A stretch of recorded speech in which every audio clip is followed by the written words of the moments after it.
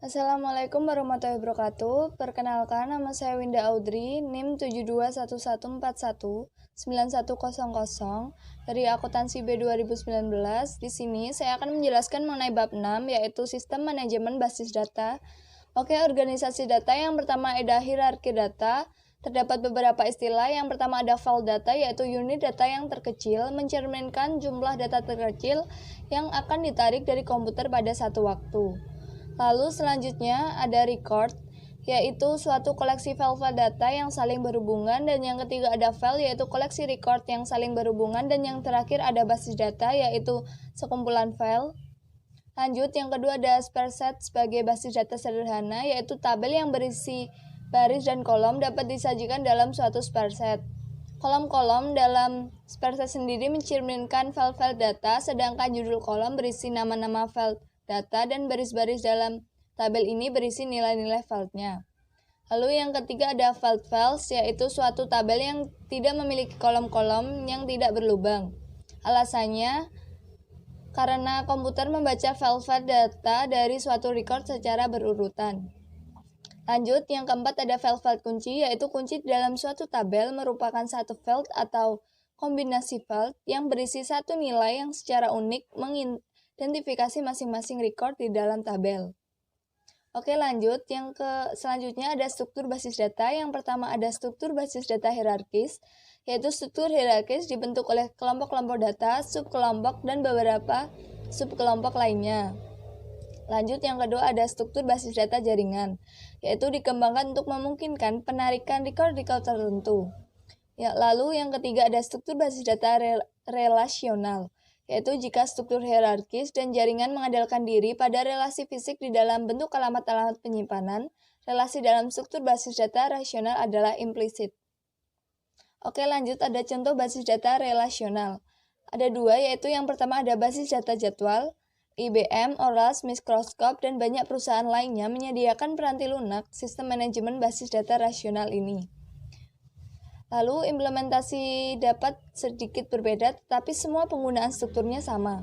Lanjut, yang kedua ada konsep basis data, yaitu adalah integrasi logis record-record yang melintasi berbagai lokasi fisik. Lanjut, membuat basis data. Yang pertama yaitu menentukan kebutuhan datanya.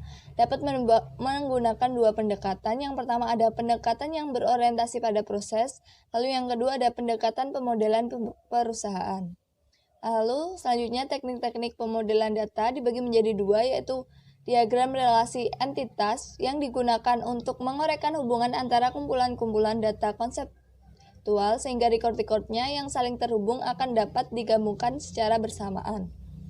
Lalu yang kedua ada diagram kelas, yaitu digunakan untuk menguraikan hubungan data maupun tindakan-tindakan yang mengoperasikan data di dalam relasi. Lanjut, menggunakan basis data yang pertama itu ada laporan dan formulir.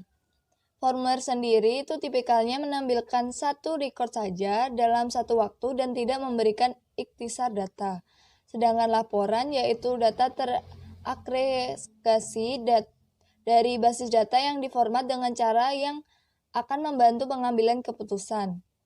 Lalu yang kedua ada query, yaitu suatu permintaan kepada basis data untuk menampilkan record-record yang dipilihnya.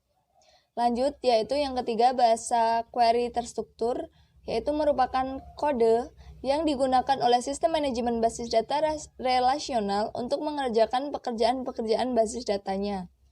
Lalu yang keempat ada pemrosesan basis data lanjutan, yaitu telah menjadi hal yang semakin umum dalam peranti lunak sistem manajemen basis data. Vendor-vendor memasukkan fitur ini untuk memungkinkan dilakukannya analisis data yang mirip dengan statistik cross tabulation. Lanjut, personil basis data. Yang pertama ada administrasi basis data, yaitu spesialis informasi yang ahli dalam mengembangkan, menyediakan, dan menggunakan basis data. Terdapat beberapa tugasnya, yaitu perencanaan basis data, implementasi, operasi basis data, dan keamanan basis data. Lanjut, yang kedua ada programmer basis data, yaitu menunjukkan spesialis dan seleksi tingkat tinggi.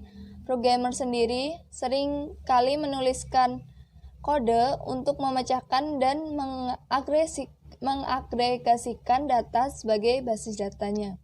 Lalu yang ketiga ada pengguna akhir, yaitu penggunaan akhir tidak dapat diabaikan sebagai personil penting yang berinteraksi dengan basis data. Mereka membuat laporan dan formulir, memberikan query kepada basis data, dan juga menggunakan jawaban dari pertanyaan basis data. Lanjut, menempatkan sistem manajemen basis data dalam perspektif. Terdapat dua, yaitu terdapat keuntungan sendiri untuk DBMS dan juga kerugian untuk DPMS. Untuk keuntungan sendiri ada 4. Yang pertama, mengurangi pengulangan basis datanya. Lalu ada mencapai independensi data. Lalu ada mengambil data informasi dengan cepat. Dan juga keamanannya lebih baik atau lebih terjamin. Oke, sedangkan kerugiannya sendiri yaitu membeli peranti lunaknya dengan harga yang mahal. Lalu ada mendapatkan konfigurasi peranti keras yang besar. Dan juga memperkerjakan dan memelihara staf DBA-nya. Oke, sekian presentasi dari saya. Bila ada kesalahan, saya mohon maaf. Wassalamualaikum warahmatullahi wabarakatuh.